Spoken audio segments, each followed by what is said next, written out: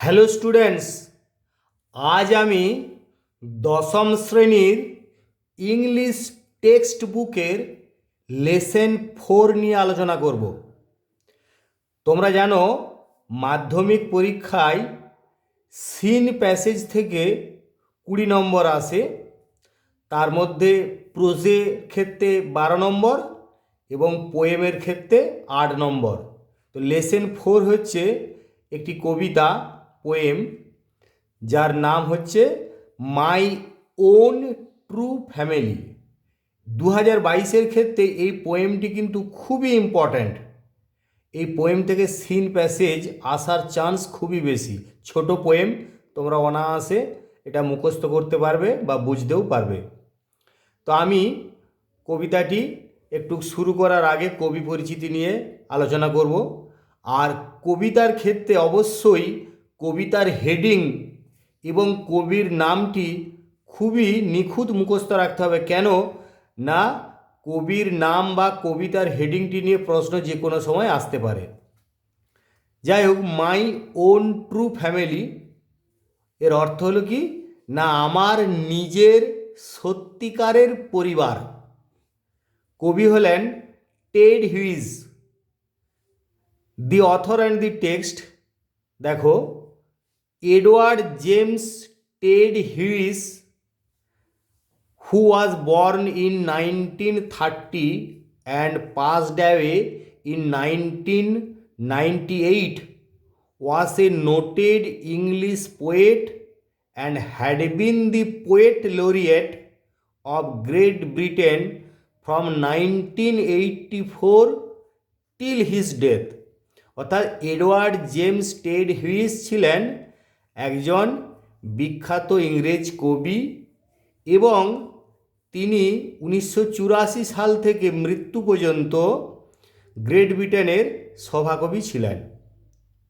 His famous works include, তার বিখ্যাত লেখালেখিগুলোর মধ্যে অন্যতম হল birthday letters, the hawk in the rain and tales from Ovid. The poem describes the magical experience of a young child in an oak wood। আমাদের যে বর্তমান কবিতাটা my own true family, সেই কবিতাটাতে বর্ণনা করছে, সেই কবিতাটা একটা ছোট্ট শিশুর এক ওক গাছের জঙ্গলের একটা ছোট্ট শিশুর অত্যাশ্চর্য অভিজ্ঞতার কথা বর্ণনা করছে। And indicates that human beings and trees should thrive as a single family. এবং এটা ইঙ্গিত দিচ্ছে যে মনুষ্য জীব অর্থাৎ মানুষ এবং গাছপালা একটা মাত্র পরিবার হিসেবেই বেড়ে ওঠা উচিত। থ্রাইভ মানে বেড়ে ওঠা। It focuses strongly on the need to protect our natural environment for the welfare of mankind। তাহলে এটা আলোকপাত করছে, ফোকাসেস মানে আলোকপাত করছে জোরালোভাবে অন দি নিড, প্রয়োজনীয়তার উপরে। কিসের প্রয়োজনীয়তা না, to protect our natural environment, আমাদের প্রাকৃতিক পরিবেশকে সুরক্ষিত করতে, for the welfare of mankind, মানব জাতির কল্যাণের জন্য। মানব জাতির কল্যাণের জন্য আমাদের প্রাকৃতিক পরিবেশকে সুরক্ষিত করার প্রয়োজনীয়তার উপরে এটা জোরালোভাবে আলোকপাত করছে। এরপর আমরা কবিতাটা পড়ব এবং তার অর্থ আমি বলছি, দেখো বাংলা অর্থ। Once I crept in an oak wood, I was looking for a stag। একদা আমি নিঃশব্দে বা চুপি চুপি একটা ওক গাছের জঙ্গলে প্রবেশ করেছিলাম। I was looking for a stag, আমি একটা পুরুষ হরিণ খোঁজ করছিলাম। I met an old woman there, আমার সঙ্গে সেখানে এক বৃদ্ধা মহিলার দেখা হলো। অল নবলিস্টিক অ্যান্ড র্যাগ, আর একটা গাঁটওয়ালা বা এবড়ো খেবড়ো অমরসেন লাঠি এবং ছেঁড়া খোড়া জামা কাপড় ছিল। সি সেড, সে বলল, I have your secret here inside my little bag. সে বলল যে আমার এই ছোট্ট ঝোলার ভিতরেই তোমার গোপনীয়তা রয়েছে। Then she began to cackle and I began to quake. তারপর সে হাঁস মুরগির মতো আওয়াজ করতে শুরু করলো। এই ক্যাকেল মানে হাঁসের যে ডাক, তার ইংরেজি হচ্ছে ক্যাকেল, অর্থাৎ তারপর সে হাঁস মুরগির মতো আওয়াজ করতে শুরু করলো। And I began to quake, এবং আমি কাঁপতে শুরু করলাম। She opened up her little bag, সে তার ছোট্ট ঝোলাটা বা ব্যাগটা খুলল। And I came twice awake, এবং আমি যেন দ্বিগুণ জেগে উঠলাম। Surrounded by a staring tribe and me tied to a stake, আর আমি যেন এক দৃষ্টে তাকিয়ে থাকা এক উপজাতির দ্বারা পরিবেষ্টিত, এবং আমাকে একটা খুঁটিতে বাঁধা হয়েছে। স্টেক মানে খুঁটি বা দণ্ড। দে সেড, তারা বলল, we are the oak trees and your own true family, আমরা হলাম ওক গাছ এবং তোমার নিজের সত্যিকারের পরিবার। উই আর চপড ডাউন, তারা আরও কি বলল, আমাদেরকে কুচি কুচি করে কেটে ফেলা হচ্ছে। উই আর টর্ন আপ, আমাদেরকে ছিঁড়ে ফেলা হচ্ছে। You do not blink an eye, আর তোমরা একটা চোখের পলকও ফেলছো না। Unless you make a promise now, now you are going to die, যদি না তুমি এখনই প্রতিজ্ঞা করো, তাহলে এখনই তুমি মরতে যাচ্ছ, অর্থাৎ তুমি এখনই মরবে। Whenever you see an oak tree felled, যখনই তুমি দেখবে একটা ওক গাছকে কেটে ফেলা হয়েছে। সুয়ার, শপথ নাও, নাও এখন, ইউ উইল প্ল্যান টু, এখনই শপথ নাও তুমি দুটো লাগাবে। আনলেস ইউ সুয়ার, যদি না তুমি শপথ নাও, দি ব্ল্যাক ওক বার্ক, কালো ওক গাছের ছাল উইল রিঙ্কেল ওভার ইউ, তোমার উপরে কুঁচকে দেবে, অর্থাৎ তোমাকে এই কালো ওক গাছের ছাল তোমাকে কুঁচকে জড়ো করে দেবে। And root you among the oaks, আর এই ওক গাছের মধ্যেই তুমি আটকে থাকবে। Where you are born but never grew, যেখানে তুমি জন্মেছিলে কিন্তু বড় হতে পারোনি বা তোমার বৃদ্ধি হয়নি। This was my dream beneath the boughs, এটাই ছিল আমার স্বপ্ন সেই ডালপালার নিচে, শাখা প্রশাখের গাছের শাখা প্রশাখার নিচে। বাউস মানে গাছের শাখা প্রশাখা বা ডালপালা। The dreamed that altered me, আর এই স্বপ্নটাই আমার মধ্যে পরিবর্তন ঘটিয়েছিল। When I came out of the oak wood, যখন আমি ওই ওক গাছের জঙ্গল থেকে বেরিয়ে এলাম। ব্যাক টু হিউম্যান কোম্পানি, সেই মনুষ্য সংসর্গের মধ্যে এলাম। My walk was the walk of a human child, আমার হাঁটাটা ছিল একজন মনুষ্য শিশুর হাঁটা। But my heart was a tree, কিন্তু আমার হৃদয়টা ছিল, অন্তরটা ছিল একটা গাছের। তাহলে এখানে কয়েকটা ওয়ার্ড আরও দেয়া আছে, দেখো, যেগুলো তোমরা ওইখানে দেখলে বোল্ড লেটার বা মোটা অক্ষর করে দেয়া আছে। সেখানে দেখো স্ট্যাগ, মেল ডিয়ার, আমি আগেই বলেছি যে মেল ডিয়ার বা পুরুষ হরিণ। নবি অর্থাৎ আনস্টেডি, এবড়ো খেবড়ো, অমসৃণ। সুয়ার প্রমিস শপথ বা প্রতিজ্ঞা, অল্টার্ড মানে চেঞ্জড পরিবর্তন করা। তাহলে এখানে এক্সারসাইজগুলো আমরা দেখি। Choose the correct alternative to complete the following sentences. এখানে যে বিকল্প উত্তরগুলো রয়েছে তার সঠিকটা বেছে নিতে হবে নিম্নলিখিত বাক্যগুলো সম্পূর্ণ করার জন্য। এ প্রসঙ্গে বলি যে এখানে যেমন ধরো 4টে বিকল্প উত্তর আছে, তোমাকে একটা করতে হবে। তো যদি পাশে এরকম বক্স দেওয়া থাকে প্রত্যেকটার পাশে, তাহলে বক্সের টিক মার্ক দিচ্ছ, যেটি হবে, যে উত্তরটি হবে সেইটির পাশের বক্সটি টিক মার্ক দিচ্ছ। বাকিগুলি কি করবে না, বাকিগুলি কিছু করবে না, বাকিগুলি ফাঁকা থাকবে। এখানে 4টের মধ্যে তাহলে যেমন স্ট্যাগ হবে, কেন না creeping in an Oakwood the poet was looking for a, আমরা পেয়েছি পোয়েমটাতে স্ট্যাগ। তাহলে স্ট্যাগের পাশে বক্স থাকলে সে বক্সের টিকমার্ক দিলাম, বা স্ট্যাগে এখানে টিকমার্ক দিলাম। বাকিগুলো কিন্তু কিছু করব না, ক্রসও দেবো না বা কিছু করবো না, ফাঁকা থাকবে। এটা কিন্তু বারবার বলছি, এটি খেয়াল করবে, কোনো কিছু বাকিগুলো করবে না। When ever an oak tree is felt, the number of trees the poet must plant is, দুটো গাছ অবশ্যই কবিকে লাগাতে হবে যখনই একটা ওক গাছকে কেটে ফেলা হবে। তাহলে টুয়ে দাগ দিলাম।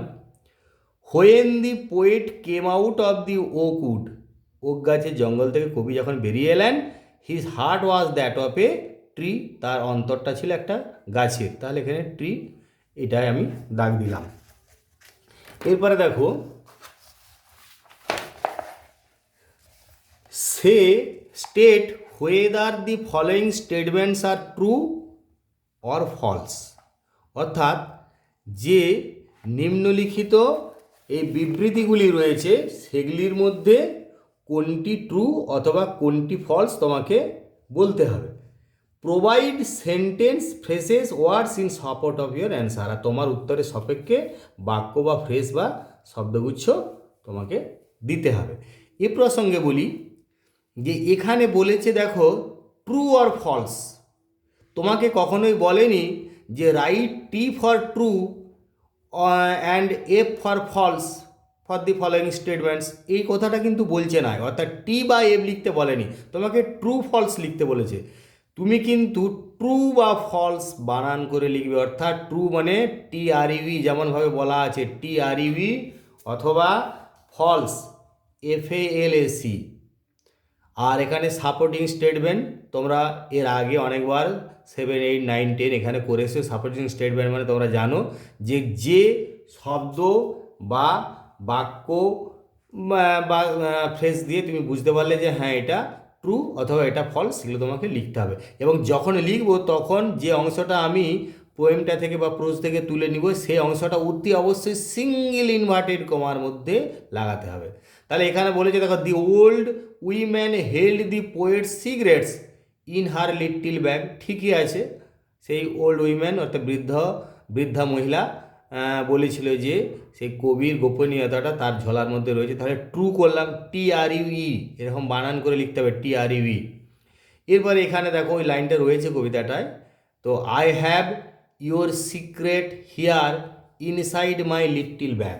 তাহলে এই অংশটা আমি লিখে দিলেই আমার এটা যে ট্রু সেটা প্রমাণ হয়ে যাচ্ছে, অর্থাৎ সাপোর্ট করা যাচ্ছে, বা আমি সাপোর্টিং স্টেটমেন্ট হিসাবে এটা লিখলাম।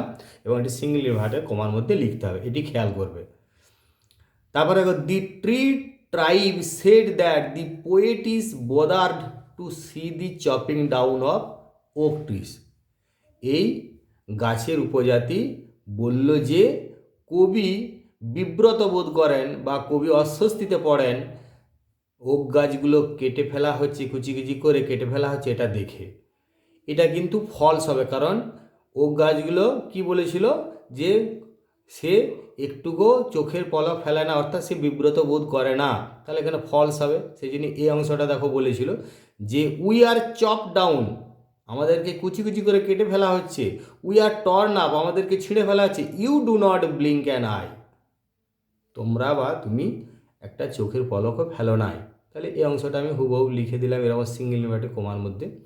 এবার দেখো, the poet never came out of the oak wood, এটাও ফলস। বলছে কখনোই কবি ওই ওক গাছের বন থেকে বা জঙ্গল থেকে বেরিয়ে আসেনি। অবশ্যই এটা ফলস হবে, তাহলে আমি ফলস লিখলাম আগে। তারপরে when I came out of the Oakwood, এখানে বলা আছে যখন আমি বেরিয়ে এলাম ব্যাক টু হিউম্যান কোম্পানি, তাহলে এই অংশটা হুবহু লিখে দিলাম। এবার সিঙ্গেল ইনভার্টার কমার মধ্যে যেমনটি কবিতাতে রয়েছে বা প্রোজের ক্ষেত্রেও যখন আমরা করব সেরকম যেমনটি লাইন থাকবে সেরকমভাবে হুবহু, এখানে নিজের কোনো লাইন বা নিজের কোনো শব্দ দেওয়া যাবে না, এটা সম্পূর্ণভাবে কবিতা থেকে বা গদ্য যখন যেটা পড়বে তুলে লিখতে হবে। এবার দেখো 3 নম্বরে অ্যান্সার দি ফলোয়িং কোশ্চেন্স। বলছে when did the poet come twice awake. আমরা যখন এরকম শর্ট অ্যান্সার টাইপ কোয়েশ্চেনগুলো করব তখন ম্যাক্সিমাম ক্ষেত্রে অধিকাংশ ক্ষেত্রেই চেষ্টা করব এই প্রশ্নের শব্দগুলোকেই বেশি করে ব্যবহার করে উত্তরটা পুরো বাক্যে লিখতে, সম্পূর্ণ কমপ্লিট সেন্টেন্সে পুরো বাক্যে উত্তরটা লিখব। এবং এখানে সাধারণত যে টেন্সে প্রশ্নটা থাকে সেই টেন্সেই উত্তরটা করার চেষ্টা করব। যেমন এখানে পাস্ট টেন্সে আছে দেখো, when did the poet come twice awake, কখন কবি দ্বিগুণ জেগে উঠলেন। অর্থাৎ এখানে হোয়েন মানে আমরা যখন প্রশ্ন করি, তোমরা জানো আমার যে ভিডিও একটা আছে দেখবে প্রোনাউন নিয়ে, তাতে বলা আছে এই ডব্লিউএইচ ওয়ার্ডগুলো দু রকমভাবে প্রোনাউন হিসাবে ইউজ হয়। একবার হচ্ছে ইন্টারোগেটিভ প্রোনাউন আর একবার হচ্ছে রিলেটিভ প্রোনাউন। এই যখন ইন্টারোগেটিভ প্রোনাউন তখন হোয়েন মানে হচ্ছে কখন, আবার যখন রিলেটিভ প্রোনাউন করব তখন এটা মানে হবে যখন। তাহলে when did the poet come twice awake, কবি কখন দ্বিগুণ জেগে উঠেছিলেন, না আমি তখন বলবো যে when the old woman opened up her little bag. দেখো আমি কবিতার থেকেই শব্দগুলো নিয়ে লিখছি এবং এখানে হোয়েন মানে হচ্ছে যখন সেই বৃদ্ধা মহিলা তার সেই ছোট্ট ঝোলাটাকে খুলল, দি পোয়েট কেম টোয়াইস অ্যাওয়েক।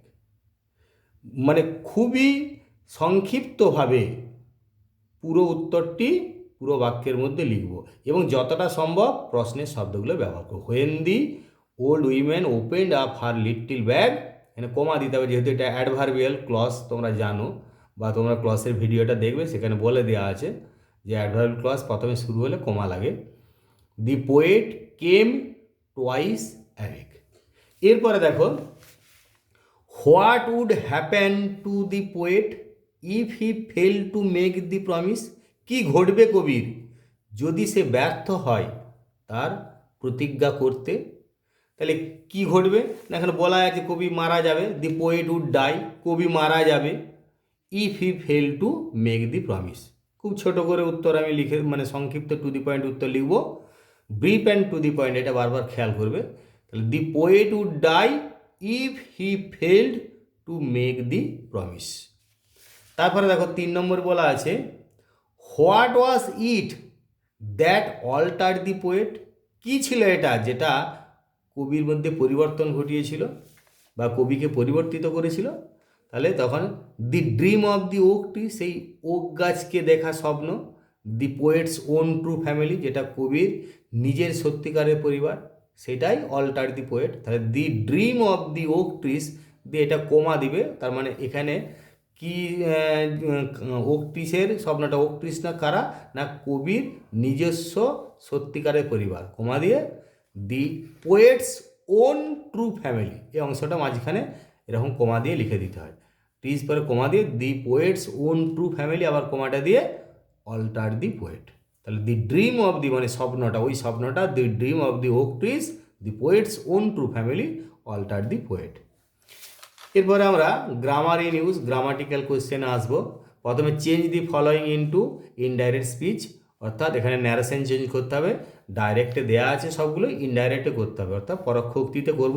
তোমরা এই প্রসঙ্গে বলি অবশ্যই ন্যারেশন চেঞ্জ নিয়ে আমার একটা ভিডিও করা আছে, সেই ন্যারেশন চেঞ্জের ভিডিওটা দেখবে এবং সেখানে ডিটেলস কিভাবে ন্যারেশন চেঞ্জ করতে হবে এবং প্রত্যেকটা সেন্টেন্সের ধরন অনুযায়ী, অর্থাৎ আমরা যে 5 ধরনের সেন্টেন্স করছি, ফাংশন অনুযায়ী সেন্টেন্সকে 5 ভাগে ভাগ করছি, অর্থাৎ assertive sentence, interrogative sentence, imperative sentence, optative sentence, exclamatory sentence, সেই প্রত্যেকটা সেন্টেন্সের ভাগ্যে কীভাবে ন্যারেশন চেঞ্জ করব ডিটেলস দেওয়া আছে, তোমরা কিন্তু অতি অবশ্যই ভিডিওটা দেখবে। তো এখানে যাই হোক, এখানে উত্তরগুলো কী হবে আমি একটু বলছি, তোমরা দেখো। Rahul asked Deepa, will you go to school today? Rahul দীপাকে জিজ্ঞাসা করলো, তুমি কি আজ স্কুলে যাবে? তাহলে এটা সোজা, রাহুল আস্কড দীপা। দেখো, Rahul asked Dipa if she, মানে দীপা তো ফেমিনাইন জেন্ডার, তাহলে সি বলবো। Rahul asked Dipa if she would go to school that day. Today থাকলে দ্যাট ডে হয়, তোমরা জানো অনেকেই। আর এখানে যেহেতু এটা পাস্ট টেন্স আছে, তাহলে আমাকে এটা উড করতে হবে, উইলটাকে উড করতে হবে পাস্ট টেন্সে। তাহলে Rahul asked Dipa if she would go to school that day.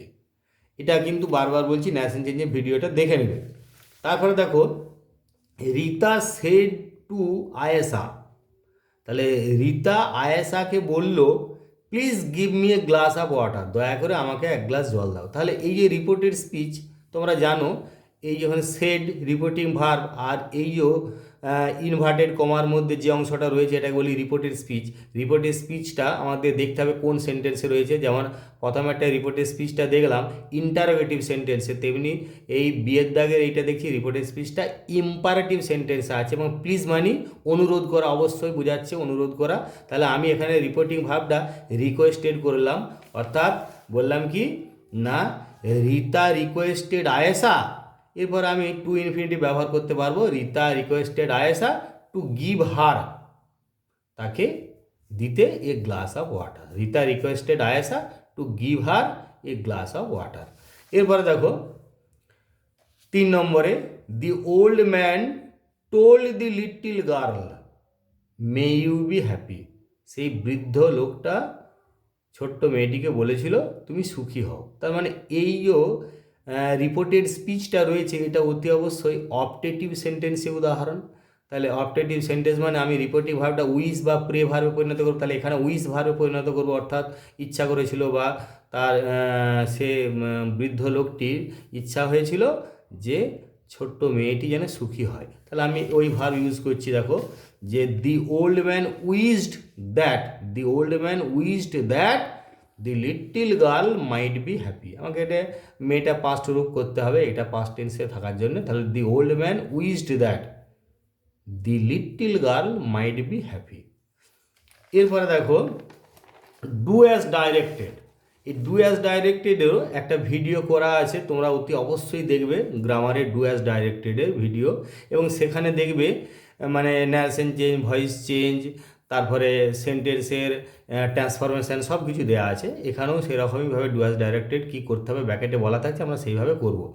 Ranjan said who does not know the name of Rabindranath. Ranjan বলল, কে না রবীন্দ্রনাথের নাম জানে। এবার সেটা কি করতে হবে না, চেঞ্জ ইনটু অ্যাফার্মেটিভ সেন্টেন্স। এটা অ্যাফার্মেটিভ সেন্টেন্সে করতে হবে, অর্থাৎ হ্যাঁবাচক সেন্টেন্সে করবে। সেটা আছে কিসে না, নেগেটিভ সেন্টেন্স। এবং এই ক্ষেত্রে দেখো এই নেগেটিভ সেন্টেন্স এটা তোমাকে এরকমও বলতে পারে যে এটা তো ইন্টারোগেটিভ সেন্টেন্সের উদাহরণ বটে এবং নেগেটিভেরও বটে। তাহলে যদি এটা আবার অ্যাফার্মেটিভের পরিবর্তে যদি বলে এটাকে তোমার স্টেটমেন্টে করো, অর্থাৎ অ্যাসার্টিভ সেন্টেন্সে করে, তাহলেও এই একই উত্তরই হবে। অর্থাৎ তাহলে আমি কি বলবো, রঞ্জন বলল কে না রবীন্দ্রনাথের নাম জানে, অর্থাৎ রঞ্জন বলল প্রত্যেকেই রবীন্দ্রনাথের নাম জানে। তাহলে কী করলো, যা Ranjan said everybody knows the name of Rabindranath. Ranjan বলল প্রত্যেকেই রবীন্দ্রনাথের নাম জানে। এই প্রসঙ্গে আমি একটু বলি, এখানে দেখো এটা ডাইরেক্ট আছে, তোমরা কিন্তু ভুল করে এটা ইনডাইরেক্ট করো না। কেন না, এখানে তোমাকে ইনডাইরেক্ট বা ন্যারেশন চেঞ্জ করতে বলে না। এখানে এই যে সেন্টেন্সটা আছে তোমার নেগেটিভে আছে, তোমাকে করতে হবে অ্যাফার্মেটিভে। এবার অ্যাফার্মেটিভ করলে আবার এটা আমার অ্যাসার্টিভও হয়ে আসছে ইন্টারোগেটিভটা থেকে, যেহেতু ওখানে ইন্টারোগেটিভ সেন্টেন্সও বটে এটা। তাহলে রঞ্জন বলল যে প্রত্যেকেই রবীন্দ্রনাথের নাম জানে, everybody knows the name of Rabindranath. এবারে দেখো এখানে কি বলা আছে না, Sangeeta runs faster, Sangeeta runs faster then any other girl in her class. এটা rewrite using the positive degree of faster. এই যে ফার্স্টার রয়েছে এটা আছে তোমার কিসে, কম্পারেটিভ ডিগ্রি, এটা তোমাকে করতে হবে পজিটিভ ডিগ্রি। তাহলে ফার্স্টারের পজিটিভ ডিগ্রি কি না ফার্স্ট, এই ফার্স্ট শব্দটা ব্যবহার করে করতে হবে। তো এই ডিগ্রি চেঞ্জ নিয়ে একটা ভিডিও আছে, অবশ্যই অবশ্যই দেখবে, সেখানে কিভাবে করবে স্ট্রাকচারটা বলে দেওয়া আছে। সেখানে স্ট্রাকচারটা যেমন এই যে এনি আদার, এনি আদার যখন আমি এটা পজিটিভে চলে যাব তখন নো আদার হবে, আর যখন আমি সুপারলেটিভে যাব তখন fastest then any other girl in her class সেরকম চলে যাবে। অর্থাৎ আমি এটা যদি সুপারলেটিভে করতাম তাহলে কি হতো, এখানে বলা আছে দেখো Sangeeta runs faster then any other girl in her class, অর্থাৎ সঙ্গীতা তার ক্লাসের যে কোনো মেয়ের থেকে দ্রুত দৌড়ায়। তার মানে কি, Sangeeta is the fastest runner in her class, এটা হবে সঙ্গীতা ইজ দি ফাস্টেস্ট, ফাস্টারে superlative degree fastest, Sangeeta is the fastest runner in her class. এবারে এইটাকে যদি আমি পজিটিভে করি তাহলে কি হবে, এখানে পজিটিভ করতে বলেছি, তাহলে আমার ফাস্টারের পজিটিভ হচ্ছে ফার্স্ট, তার মানে কি সঙ্গীতা মতো কেউ আর ওই ক্লাসের কেউ আর অত দ্রুত দৌড়ায় না। তাহলে আমি যদি এরকম করব, দেখো যে no other girl in the class, ক্লাসের আর কোনো মেয়েই runs so fast as Sangeeta. এবার এখানে বলি, তোমরা কোথাও কোথাও দেখবে এটা অ্যাজ ফাস্ট অ্যাজ থাকবে বা থাকতে পারে, কিন্তু আমি তোমাদের পরামর্শ দেবো যে যখন নেগেটিভ সেন্টেন্স হবে তখন কিন্তু এটা সো অ্যাজ করবে। এটা যদি অ্যাফার্মেটিভ হয় তখন তোমরা অ্যাজ করতে পারো, অর্থাৎ যে ক্ষেত্রে আমরা ধরো ভেরি ফিউ ফিউ এইসব শব্দ ব্যবহার করে করব, অর্থাৎ আমরাও ডিগ্রি চেঞ্জের এরকম আসবে, তখন সেই ক্ষেত্রে অর্থাৎ অ্যাফার্মেটিভ সেন্টেন্স হলে অ্যাজ ফার্স্ট অ্যাজ এরকম করতে পারো। কিন্তু এটা নেগেটিভের ক্ষেত্রে অবশ্যই সো অ্যাজ ইউজ করবে। No other girl in the class runs so fast as Sangeeta. এবারে দেখো এখানে বলা আছে Kaushiki blamed her friend for the trouble, Kaushiki তার বান্ধবীকে দোষারোপ করেছিল সেই ঝামেলাটার জন্য। তাহলে rewrite using the noun form of blamed, এখানে ব্লেমড কিন্তু ভার্বে আছে, পাস্ট টেন্সে ভার্বে আছে, তাহলে এই ব্লেমডের নাউন ফর্ম ব্যবহার করতে হবে। তাহলে ব্লেমডের নাউন ফর্ম কি না ব্লেমস, BLAME, অর্থাৎ ভার্ব আর নাউন একই, BLAME ব্লেম। এবার এটাকে কিন্তু আমি ব্যবহারটা যখনই করব তখনই বোঝা যাবে যে এটা আমি নাউন হিসাবে করছি না আমি এটা ভার্ব হিসাবে করছি।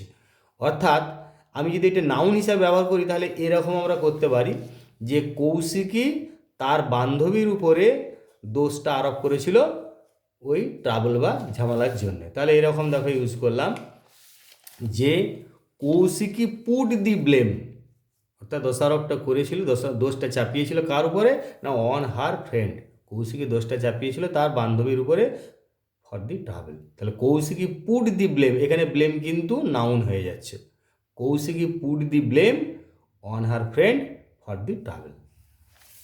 এরপরে দেখো রাইটিং অ্যাক্টিভিটিস, এইখানে একটা রাইটিং তোমাদের নোটিশ রাইটিং উদাহরণ দেয়া আছে। আমি কিন্তু এ প্রসঙ্গেও বলি আমি নোটিশ কিভাবে লিখতে হয় আমি বেশ কয়েকটা উদাহরণ দিয়ে একটা ভিডিও করেছি, সেটা তোমরা অতি অবশ্যই দেখবে। সেখানে সমস্ত নিয়মগুলো একদম সুন্দর করে বুঝিয়ে বলা আছে। তবু তোমাদের এখানে একটা নোটিশ আগে উদাহরণ হিসেবে দেওয়া আছে, তারপরে তোমাদেরকে একটা নোটিশ লিখতে হবে। তাহলে দেখো নোটিশটা এখানে লেখা হচ্ছে একটা বক্সের মধ্যে। আমি এখানে নিয়মগুলো এরকম যে যা আছে আমি সেরকমই বলে রেখেছি আমার ভিডিওতে, তবু এখানে আবার বুঝিয়ে বুঝিয়ে বলে দিচ্ছি। এরপরে উপরে ক্যাপিটাল লেটারও লিখতে পারো বা প্রথম অক্ষরগুলো ক্যাপিটাল করেও লিখতে পারো, যেমন ABC হাই স্কুল, অর্থাৎ এইটা একটা স্কুলের এখানে কাল্পনিক একটা নাম দেয়া আছে। তোমরা নিজের স্কুলের বা যখন লিখবে তাতে একটা কাল্পনিক স্কুল বা নিজের স্কুল নাম লিখতে পারো, তবে এটা ক্যাপিটাল লেটারে লিখলে দেখতেও ভালো লাগবে বা লিখতে পারো। বা ক্যাপিটাল লেটার না লিখেও প্রথম অক্ষরগুলো বড় হাতের এবং তারপরে প্রথম অক্ষর বড় হাতে, তার মানে প্রত্যেকটা শব্দের প্রথম অক্ষর বড় হাতে হবে তোমরা জানো। তারপরে নোটিশটা কিন্তু অতি অবশ্যই ক্যাপিটাল লেটারে সব অক্ষরগুলোই করবে, সব অক্ষরগুলো ক্যাপিটাল লেটারে করবে, ঠিক এইভাবে লিখবে। তারপরে ডেট বলে এটা লিখলে ভালো হয়, বা শুধু ডেটটা লিখলেও ভালো হয়। ডেট কিন্তু অতি অবশ্যই অবশ্যই ডেটটা দেবে, কারণ ডেটবিহীন নোটিশটা মানে ভুল হবে বা নম্বর পাবে না ভালো। তাহলে ডেটটা অবশ্যই দেবে। এরপরে এইখানে কি উদ্দেশ্যে নোটিশটা, অর্থাৎ কিসের জন্য নোটিশটা, সেটা কিন্তু ব্যাকেটের মধ্যে ফর দিয়ে দিতে পারে। মানে যেমন ধরো ব্যাকেট দিলে ফর মিউজিক কম্পিটিশান অথবা শুধু মিউজিক কম্পিটিশান এরকমও লেখা যায়। এরপরে নোটিশটা শুরু করবে। অধিকাংশ নোটিশ কিভাবে শুরু করা যায় আমি সেই নোটিশের ভিডিওতে বলেছি, এখানেও প্রায় সেরকমই করা আছে। যে দেখো, students are hereby inform that our school is going to organise an inter school music competition on 3rd September 2015 in the school auditorium. অর্থাৎ ছাত্রছাত্রীদের এত দ্বারা জানানো যায় যে আমাদের স্কুল আয়োজন করতে যাচ্ছে একটা আন্তঃস্কুল সঙ্গীত প্রতিযোগিতা 3রা সেপ্টেম্বর 2015 সাল আমাদের স্কুলের প্রেক্ষাগৃহে। এই অডিটোরিয়াম মানে প্রেক্ষাগৃহ। The competition will be on several categories of music. এই প্রতিযোগিতাটা সঙ্গীতের বেশ কয়েকটি বিভাগের উপরে হবে। Students of class 8 to 12 can participate in the competition. অষ্টম থেকে দ্বাদশ শ্রেণীর ছাত্রছাত্রীরা এই প্রতিযোগিতায় অংশগ্রহণ করতে পারে। There will be a screening prior to the competition. এই মূল প্রতিযোগিতার আগে একটা বাছাই পর্ব হবে। স্ক্রিনিং মানে বাছাই পর্ব হবে, আর প্রায়র টু মানে আগে। Interested students should register their names with the music teacher before 22 July 2015।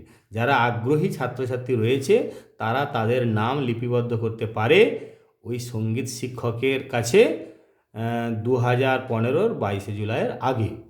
The categories in the competition আর, এই প্রতিযোগিতার যে বিভাগগুলো রয়েছে সেগুলো হচ্ছে হিন্দুস্তানি ক্লাসিক্যাল অর্থাৎ হিন্দুস্তানি ধ্রুপদী সঙ্গীত, রবীন্দ্রসঙ্গীত এবং অ্যান্ড ফোক মানে হচ্ছে লোকসঙ্গীত। A student can compete in any 2 categories. একজন ছাত্র বা ছাত্রী যে কোনো দুটো বিভাগে প্রতিযোগিতা করতে পারে। No registration fee is required for participating in the competition. কোনো রেজিস্ট্রেশন ফি লাগবে না ওই প্রতিযোগিতায় অংশগ্রহণের জন্য। ফর এনি ফার্দার ইনফরমেশান, আরও খবরাখবরের জন্য বা আরও তথ্যের জন্য দি আন্ডারসাইন্ড মে বি কন্ট্যাক্টেড, অর্থাৎ নিম্ন স্বাক্ষরকারীর সঙ্গে যোগাযোগ করা যেতে পারে। এরপরে এই এসডি অর্থাৎ সাইন্ড মানে সই করা হচ্ছে। এবারে এখানে সই করবেন, এখানে সইটা করান, এখানে যিনি নোটিশটা মানে তোমরা যে নোটিশটা লিখছো তোমার নামটা এখানে লিখবে, অর্থাৎ সই করবে মানে পুরো নামটা লিখবে।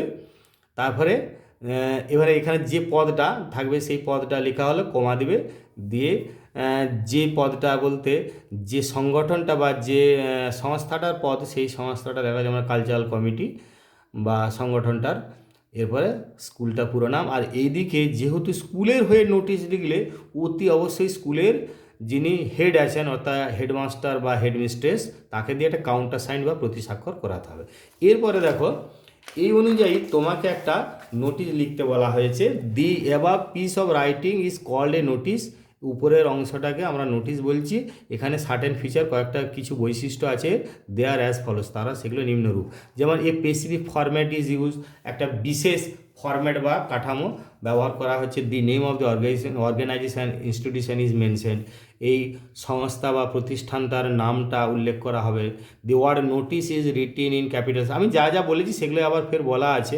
এই ক্যাপিটাল লেটারে নোটিশটা লিখতে হবে। Capital letters are also used in the heading for the name of organisation institution and also for the topic of the notice to attract the attention of the reader. এখানে ক্যাপিটাল লেটার তোমরা ওই হেডিংটাতেও ব্যবহার করতে পারো, যেটা ওই প্রতিষ্ঠানটার নামের যে হেডিংটা সেটাতেও ব্যবহার করতে পারো, অথবা যে বিষয়টা নোটিশের যে বিষয় সেটাও ক্যাপিটাল লেটার ব্যবহার করতে পারো। তো ব্যবহার করা উচিত কী জন্যে না, পাঠকদের মনোযোগ আকৃষ্ট করতে। The date of the notice is written generally on the top right hand corner, সাধারণত নোটিশটার ডান দিকের কোণে তারিখটা অবশ্যই লিখতে হবে নোটিশের। The caption or topic of the notice should be written, অবশ্যই এই নোটিশের বিষয়বস্তুটা লিখতে হবে ক্যাপশন বা টপিকটা। The notice is to be signed by the issuing authority, যে কর্তৃপক্ষ পক্ষে যে কর্তৃপক্ষের পক্ষে নোটিশটা দেওয়া হচ্ছে সেই কর্তৃপক্ষ অবশ্যই একটা সাইন করবে and counter signed by the head of the institution in case of a school notice. School নোটিশের ক্ষেত্রে অবশ্যই প্রতি স্বাক্ষর করবেন ওই প্রতিষ্ঠানের হেড অর্থাৎ হেডমাস্টার বা হেডমিস্ট্রেস, তিনি একটা কাউন্টার সাইন করবেন। The content of the notice should include all specific information in detail. আর এই নোটিশের যে বিষয়বস্তু সেটাই কিন্তু যে বিশেষ যে খবরাখবর বা তথ্যগুলো আছে সেগুলো যেন ডিটেলস দেয়া থাকে বা পুঙ্খানুপুঙ্খ দেয়া থাকে। The notice should be enclosed within a box. একটা বক্সের মধ্যে নোটিশটা থাকলে ভালো হয়। এরপরে দেখো, এইটি হচ্ছে তোমাদের নোটিশটি লিখতে হবে। Your school is going to host the inter school district sports competition. তোমাদের স্কুল আয়োজন করতে যাচ্ছে আন্তঃ স্কুল জেলা ক্রীড়া প্রতিযোগিতা। Suppose you are the secretary of the sports club of your school. ধরে নাও যে তোমার স্কুলের স্পোর্টস ক্লাবে তুমি সেক্রেটারি। রাইট এ নোটিশ, একটা নোটিশ লিখতে হবে উইদিন 100 ওয়ার্ডস, 100 শব্দের মধ্যে নোটিশটা লিখতে হবে এবং শব্দ লিমিটটা তোমার একটু খেয়াল রাখা উচিত। এবং 100 মানে ওই চেষ্টা করবে 100-র মধ্যে, তাতে 5-10টা কম বেশিতে কিছু এসে যাবে না। কলিং স্টুডেন্টস টু পার্টিসিপেট, ছাত্রছাত্রীদের আহ্বান জানাতে হবে অংশগ্রহণ করার জন্য ইন দি কম্পিটিশন, প্রতিযোগিতায়। Mention the time, date and venue of the competition, এই প্রতিযোগিতার স্থান, তারিখ বা সময় উল্লেখ করতে হবে। Your notice should be counter sign by the headmistress অথবা হেডমাস্টার অফ ইউর স্কুল। আর তোমার এই নোটিশটাকে কাউন্টার সাইন বা প্রতিস্বাক্ষর করাতে হবে হেডমাস্টার মশাই বা হেডমিস্ট্রেসকে দিয়ে, তোমার স্কুলের হেডমাস্টার বা হেডমিস্ট্রেসকে দিয়ে প্রতিস্বাক্ষর করাতে হবে। তাহলে উপরে যে ফরম্যাট বা নিয়মগুলো আছে, রুলসগুলো আছে, সেই অনুযায়ী নোটিশটা কীরকম করা যেতে পারে আমি যেমন একটু করে দিয়েছি। দেখো ভালো করে লক্ষ্য করো, যেরকম নিয়ম বলেছি। প্রথমে আমি এর একটা কাল্পনিক স্কুলের নাম লিখেছি। তোমাদের বারবার বলছি এই স্কুলের নামটা আমি সম্পূর্ণভাবে কাল্পনিক, বাস্তবে অস্তিত্ব থাকতেও পারে নাও পারে। আমি একটা ABCD হাই স্কুল, বা আমি এখানে লিখে দিয়েছি Galia high school, GALIA Galia high school. এটা স্কুলটা ক্যাপিটাল লেটারে লিখেছি এবং অবশ্যই নোটিশটা ক্যাপিটাল লেটারে লিখবে, একটু আন্ডারলাইন করলে দেখতে ভালো লাগবে। এবার এইভাবে ডেটটা করে ডান দিকে, ডেটটা অবশ্যই ডান দিকে কোণে ডেটটা দেবে। ডেটটা মানে তুমি যে তারিখে নোটিশটা লিখছো সেই তারিখটা দিতে হবে। এরপরে কিসের জন্য আমার ওখানে বলা আছে দেখো না, for inter school district sports competition. ওখানে বলাই থাকবে কিসের জন্য, তোমাদের কোনো কিছু মানে ঘাবড়ে যাওয়ার কারণ নাই, কারণ প্রশ্নেতেই তোমাদের বিষয়টা বলা থাকে। তাহলে বিষয়টা তুমি এরকম ব্যাকেটের মধ্যেও লিখতে পারো, ফর মানে জন্য, কিসের জন্য না, inter school district sports competition. এবারে শুরুটা দেখো, আমার যদি ওই নোটিশের ভিডিওটা থাকে তোমাদের কাছে, বা তোমরা যদি দেখো তাহলে দেখতে পাবে সেখানে আমি বারবার বলে দিয়েছি কিভাবে ইন্ট্রোডাক্টরি সেন্টেন্সগুলো অর্থাৎ শুরুটা কীভাবে হবে এবং কনক্লুডিং সেন্টেন্সগুলো অর্থাৎ শেষটা কীরকম হবে আমি কিন্তু ভালো করে বলে দিয়েছি। তোমরা কিন্তু সেটা ভিডিওটা অবশ্যই দেখে থাকলে ভালো, না হলে দেখে নেবে। All the students are hereby inform that. দেখো এইখানে আমি কিন্তু খুব ছোট ছোট ভাষা এবং খুব প্রয়োজনীয় যে আমার ইনফরমেশানটি দিতে হবে সেটুকু দেওয়া আছে, এবং একবারে তোমরা দেখবে ঠিক 100টার মধ্যেই করা আছে। আর দেখো সমস্ত তথ্য আমার যা প্রশ্নে চেয়েছি আমি দেওয়া আছে। দেখো all the students are hereby informed that, সমস্ত ছাত্রদের এত দ্বারা জানানো যাচ্ছে যে our school is going to host the inter school district sports competition this year in our school ground on 12 December বা 12/12/2021 ফ্রম 10 AM। তাহলে আমাকে ওখানে ডেট, টাইম, ভেন্যু যা বলেছে আমি দেখা প্রথম সেন্টেন্সটাতেই মূল বিষয়গুলো সব প্রায় বলেই দিলাম, ডেট, টাইম, ভেন্যু সব, এবং কি বিষয়টার সেটাও আমি এখানে উল্লেখ করে দিলাম। এরপরে the events in the competition আর, এই কম্পিটিশান যে ইভেন্টগুলো থাকবে সেগুলো কি না 100 metre, 200 metre and 400 metre races, high jump, long jump, triple jump, discus throw and pole vault. তাহলে দেখো এগুলো কী কী আইটেমগুলো থাকবে না, 100 মিটার, 200 মিটার, 400 মিটার রেস, আর high jump, long jump, triple jump, discus throw এবং পোল ভোল্ট এগুলো থাকবে। তাহলে এখানে দেখো যেভাবে আমার আগের নোটিশ উদাহরণ ঠিক সেইভাবেই দেখো কত ছোট করে তোমাদের জন্য লিখে দিয়েছি। এইভাবে ছোট করে লিখবে মূল বিষয়টা বুঝে। There will be a screening prior to the main competition. ঠিক ওইখানেও যেরকমভাবে উদাহরণ দিয়েছিল ঠিক তাই এখানেও একটা বাছাই পর্ব হবে মূল প্রতিযোগিতার আগে। There will be a screening prior to the main competition. খুব ছোট ছোট বাক্যে লেখার চেষ্টা করবে, তাহলে ভুল হওয়ার সম্ভাবনাটা অনেক কম হবে।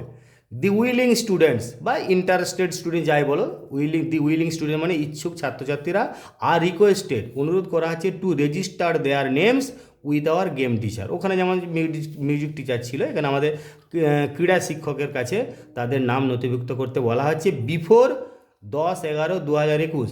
এটা খেয়াল করবে, তোমার এখানে বলা আছে, আমি নোটিশটা লিখছি 3/11/2021, আর আমার অ্যাকচুয়ালি কম্পিটিশানটা হবে দেখো 12/12, মানে এখানে নভেম্বরের 3 তারিখ আর হবে ডিসেম্বরের 12 তারিখে। নিশ্চয়ই এতটা গ্যাপ রাখার কথা কেন না, আমাদের একটা প্র্যাকটিস হবে, তারপরে প্রস্তুতি আছে, তারপরে কম্পিটিশানটা হবে। তাহলে সেই জন্যে কিন্তু নামগুলো আমাদের জমা দিতে হবে অন্তত নোটিশ দেওয়ার 6-8 দিন 10 দিনের মধ্যেই। তাহলে সেইভাবে আমি ডেটটা করলাম। এটা তোমাদের কাল্পনিকভাবে এইভাবেই ডেটটা করার চেষ্টা করবে, একটু বুঝে ডেটটা করার চেষ্টা করবে। তো with our game teacher before 10/11/2021 a student can compete মানে প্রতিযোগিতা করা in any 3 of the above mentioned events, উপরই উল্লিখিত যে কোনো 3টেতে একজন ছাত্র বা ছাত্রী কম্পিট করতে পারে। তারপরে আমি বারবার বললাম, যদি আমার নোটিশে ভিডিওটা দেখো, সেখানে আমার লাস্টের 2টো সেন্টেন্স অতি অবশ্যই যে কোনো নোটিশে লাগাতে পারবে। তো সেরকম আমি এই নোটিশেও লাগিয়ে দিয়েছি, দেখো, for further information anyone can contact the undersigned. আরও খবরাখবরের জন্য যে কেউ নিম্ন স্বাক্ষরকারীর সঙ্গে যোগাযোগ করতে পারে। কোঅপারেশন ফ্রম অল ইজ সলিসিটেড, সকলের কাছ থেকে সহযোগিতা কাম্য। এই 2টো সেন্টেন্স তোমরা যে কোনো নোটিশে এই 2টো সেন্টেন্স লাস্টে লাগিয়ে দেবে।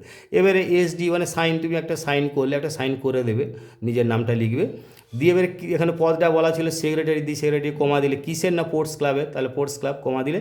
এবারে ওই যে আমি স্কুলটা লিখেছিলাম, তাহলে এখানে আমি সেই কাল্পনিক স্কুলটার নামটা রেখেলাম। এবার এখানে counter sign by the headmaster, অথবা যদি হেডমিস্ট্রেস থাকে তাহলে হেডমিস্ট্রেস হবে। ঠিক আছে, তাহলে তোমরা নোটিশটা বুঝতে পারলে। আমি এই পুরো লেসন 4টা আমি তোমাদেরকে এখানে বুঝিয়ে দিলাম, বা যতটা সম্ভব ভালোভাবে পড়িয়ে দিলাম। আশা করা যায় তোমাদের ভীষণ উপকার হবে, কাজে লাগবে।